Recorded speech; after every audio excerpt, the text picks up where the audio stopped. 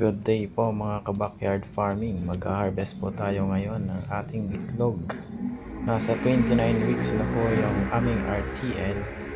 Sa ngayon po ay medyo mababa yung percentage ng kanilang pangingitlog. Dahil po sa mga dumaan na init ng panahon. Ngayon po ay nagre-recover pa lang sila. Nasa 87% po yung aming nakokolekta na itlog araw-araw. Sana po ay makabalik na po yung tamang pangingitlog nila.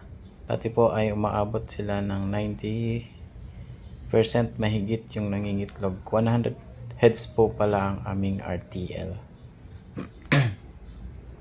Sa ngayon po ay yung mga itlog nila ay medyo malalaki na.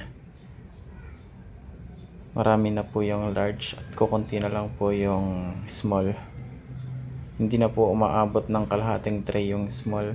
Karamihan ay medium to large. Meron din pong jumbo. Thank you.